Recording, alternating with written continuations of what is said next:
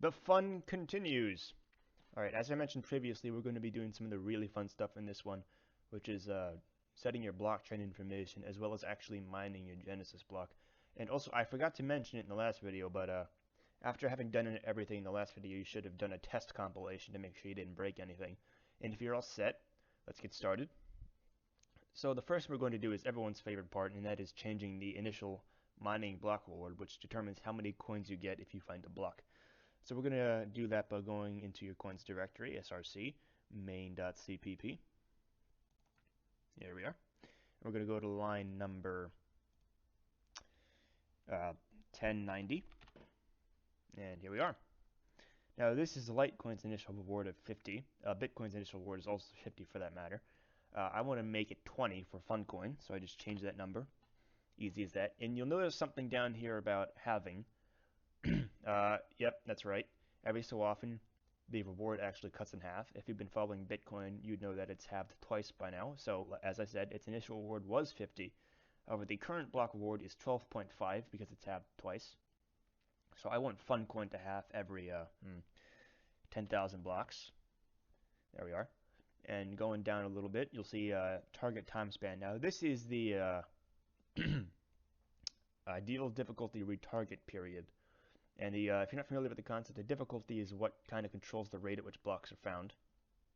So for example, if a bunch of miners joined your network and they just started hashing really, really hard, they wouldn't be able to find a bunch of blocks at the speed of light. The difficulty would readjust to slow them down and get the rate at which blocks are found back to normal. So I want Funcoin to be 1 day. You'll notice that for Litecoin it's 3.5. So I'm going to change this to 1, and there we are. And then right below it we have the ideal block time. Notice that this is not the actual block time. It's kind of random. This is just the target block time. Ideally, how often blocks are found. This is what the difficulty tries to make it. So for Litecoin, it's 2.5 minutes. For Bitcoin, it's 10, if you were wondering. For Funcoin, I want it to be 5 minutes. And these comments are a little confusing, but I'm going to leave them. So that's it for main.cpp. And now we got to go to main.h for the next bit. And here in main.h, we're going to be changing first the maximum max money variable, and this is the maximum amount of coins that will ever be able to exist. And this is why these are popular with some political groups, because they're completely deflationary in nature. There is a cap. For Litecoin, that cap is 84 million. For Bitcoin, it's 21 million. For Funcoin, I'm going to make it 350,000, and that's actually not random. I did calculate that, and here's how.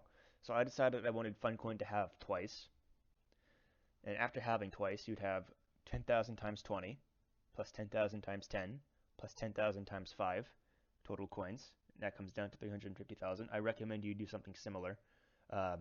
Theoretically, you could get away without actually using a good number for this. Just avoid it, one less thing you have to worry about. And going on down. Next thing we're going to change is the Coinbase maturity. This is how long you need to wait until until you can spend mined balance. So if you were to mine a block, you would need to wait 100 blocks to spend the coins you got as part of the reward. And that's the case with Bitcoin. For Litecoin, actually, it's 120 blocks. Of course, here it just says 100, and that's because the 20 is added somewhere else in the code. So here we're going to enter the maturity level we want and subtract 20. So I want Funcoin balance to mature after 30 blocks. Here I will just enter 10. Simple as that. So yep, that sets my maturity to 30 blocks. And there's one last thing we need to do in main.h, and that is actually kind of related to the difficulty again. So we're going to go to line number 627. And here we are. And we're going to be changing this. Now this calculates the priority for transactions and whatnot. But we need to change this number here because this number is actually the amount of Litecoin blocks that are found within Litecoin's difficulty period. So we're going to do the same. This number is, as I just kind of said, the amount of blocks that are found, the rate at which blocks are found expressed per difficulty period. So in the case of Funcoin, I said I wanted a Funcoin block every 5 minutes. And I wanted Funcoin's difficulty period to be 1 day. So 5 minutes elapses 288 times in one day. So that's the number I'm going to put here. Also note this is the actual difficulty we target period. There's not a timer or anything that handles it. So for a FunCoin, for example, once 288 FunCoin blocks are mined, no matter how fast they're mined, that is when the difficulty will readjust. And so we save that. And now we get to work on the Genesis block. I'm just going to go full screen here. And we're going to go to line number 2794 in main.cpp. Here we are again.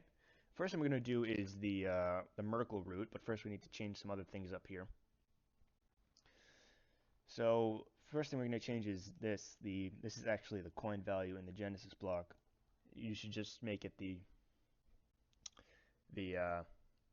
initial block word you specified earlier. So for me, it's 20. And then you'll notice up here there is a newspaper headline obviously from the day Steve Jobs died. Now it's customary to put a paper headline here for the timestamp. You'll notice Bitcoin is something similar.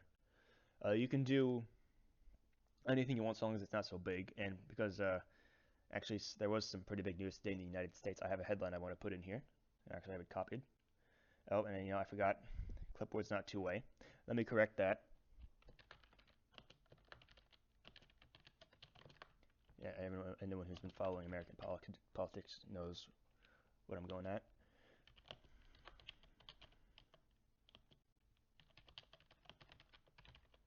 And there we are. So I'm going to save that. Always save. Now, the last thing we need to enter before we do our Merkle root is the Genesis time. So there's 2 times here, one for the mainnet and one for the testnet, and these are epic times. And an epic time is the amount of seconds that have passed between now and January 1st, 1970. And these timestamps correspond to when Litecoin's Genesis blocks were made, roughly. So we're going to get an epic time of our own. We're going to use the terminal to get it. So in the terminal, if you enter date plus %s, it'll spit out the current epic time. So I'm going to take this, copy it. I'm going to use this as my testnet time. And I'm going to paste it. I'm going to go back. I'm going to do it again. And this one will be my mainnet time. I'm going to copy it. And I'm going to paste it. And there we go. The time's all handled. So also for good measure, let's actually delete our Merkle root. Or the hash of the Merkle root anyway. Delete it. And save. And now we actually have to compile our coin because we're going to run it. We're going to use the debug feature of this thing to get the Merkle root in, because it's got a handy little feature. It will spit out a valid Merkle root. Well, hash of a Merkle root. There's a difference. So I'm going to navigate to my coins directory. Oh, the SRC actually. And I'm going to compile. There we are. And off to the races. I will cut the video and resume when it's done compiling, because as you know, it takes a short while to compile. Now that compilation has finished, we can go ahead and get our Merkle hash.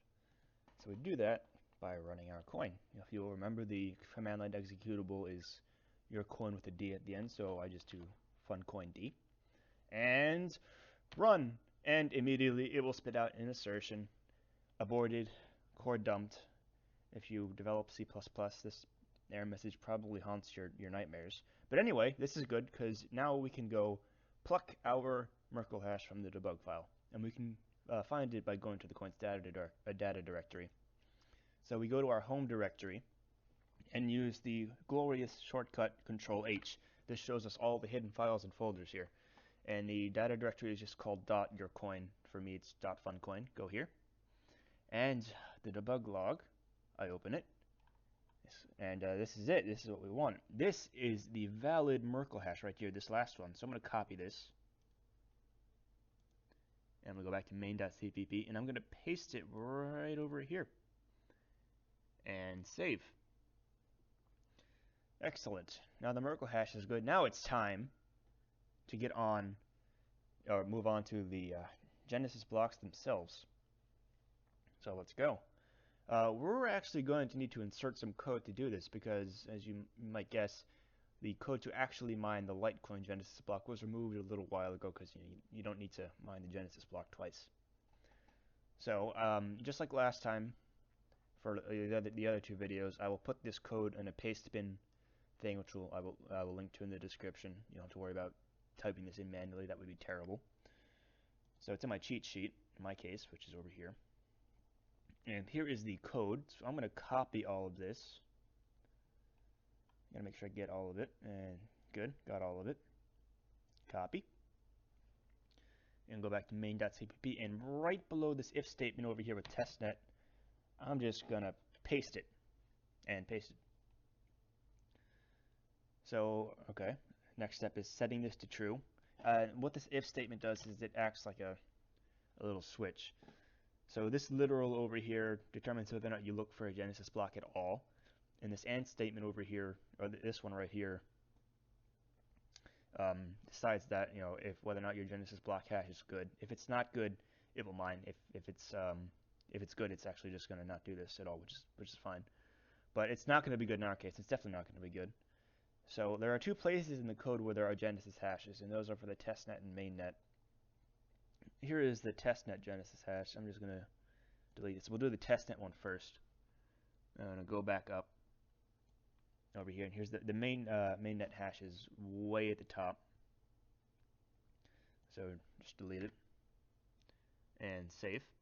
And I'm going to compile again. I'm not going to cut the video this time because since it's only doing main.cpp, it really shouldn't take too long to do. Just let it do its thing. And we're going to run it again. And this time when we run it, because the hashes are bad, it's actually going to mine our Genesis block for us. And I'm going to tell you now, it's going to take a little bit of time. Depends on how much memory, in part, not so much memory, I suppose, but it depends on the strength of your virtual machine, how long this will take. It could take anywhere from, say, 10 minutes to an hour. So just be ready for that. We're going to do testnet first. And we do that by running it again. And to do testnet, just add the testnet flag like that.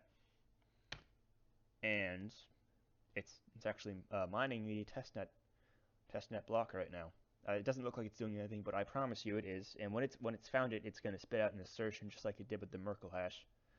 So I'm going to cut the video while it does that, and I will resume when I find my testnet hash. And there's my assertion. So we're going to get the Genesis block information the same way we got the merkle hash. We're going to use the debug log. Actually, it's actually in a different debug log this time. There's one specifically for the testnet. And if we go into our data directory, the folder called testnet3, you can find it here. So you'll see when you scroll down the debug log, here are all the attempts it made looking for the correct block. So we go to the very end. And here is the information we want. So there are two bits of information we need from this. The first is the nonce, which means number used only once. Go back to main.cpp. We go to the little testnet if statement, and we switch out the nonce. There we go. We go back to our testnet debug log, and we get the hash. This is the actual hash of the block. We take that, main.cpp, and scroll up. So yep, here's where the Genesis block hash goes. It is line number 2749. And paste. And our testnet is done. Now we have to do the same for the mainnet. So we're going to save main.cpp again. And I'm going to compile it again real quick. Now you probably don't need to recompile to do the mainnet, but it's always good practice. Compile as often as you can without losing your sanity to make sure everything's okay. And same exact thing really, except this time we're just running without the testnet flag, and it's going to be in the original debug file, the Genesis block information. So as soon as this is done, I will run it again. And there we go. So I just run funcoind, this time with no flag. And run. There we go. Now it's looking for the mainnet Genesis hash, and once again, I shall cut the video while it does that. And yet another assertion. So same thing, we're going to use the main debug log this time, which is this one right over here. And If you haven't closed it, you'll get a fancy little message like this. Make sure you press reload. You scroll down, we see a similar thing. In this case, I did it much faster this time, so I don't have as much crap up here. I'm going to go take the nonce first. Copy that. Main.cpp. And at line 2796, we will enter the mainnet nonce. There we are. And also real quick, we're going to set this to false because we don't want any other Genesis blocks being mined, or alternatively, you could remove the Genesis block code completely, either or. We go and we get the Genesis hash. Oh, this is, be careful with this thing. And this, I just went into the testnet debug log, the mainnet debug log. There we go. And we go to line number, I think it's 38. Yep, 38. And here it is. And we paste in our hash. Excellent. Now the hashes are all set. There's one more thing we need to do, and that is actually change the checkpoints. So I'm going to clean this up real quick. Okay, so we're going to go to src, navigate back to coins data directory, src checkpoints.cpp, and you'll notice some fancy looking things right over here. Now these are checkpoint blocks for the Litecoin network, and checkpoints are sort of, they're like a defense against some sort of brute force attack. But obviously, since these are for Litecoin, they're not going to work with ours. So we're going to erase them, and we're going to erase all but the first one. And you'll see why in just a moment. This is for the mainnet. Right below it, there's another one for the testnet. So our first checkpoint is going to be the Genesis block. So this right here is the block height. The Genesis block height is 0. And this is the Genesis block hash, or just the hash of the checkpoint block, which in our case is the Genesis block. I still have it in my clipboard. So there we go. And then there's the stuff over here. This is the timestamp of the last checkpoint block, which is your Genesis time. So I go back to main.cpp. I gotta go all the way back down. So my favorite line, 2794. Get the mainnet time. Copy. And put it right over here, where it'll be nice and comfortable.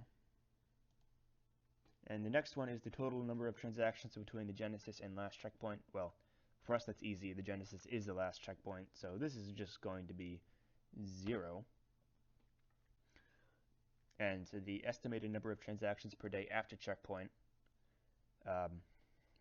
You don't have to be, you don't have to have a really, really good guess here. I'm going to guess, well, I don't know, 1.0. That ought to work. And then right below it, we do the testnet one next. So same exact thing. Go and get your testnet time. Checkpoints. Testnet time. I probably should have done this first, but yeah, it's, like I said, same thing. So the block height for the testnet Genesis is 0. We get our testnet Genesis hash, which is just right up here, line number 2749 to be exact. And copy the hash.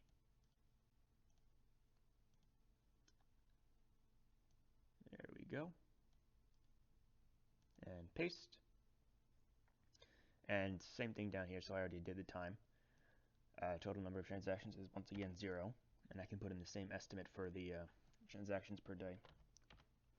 1.0. And save. And there we go. So I'm gonna actually compile this again real quick.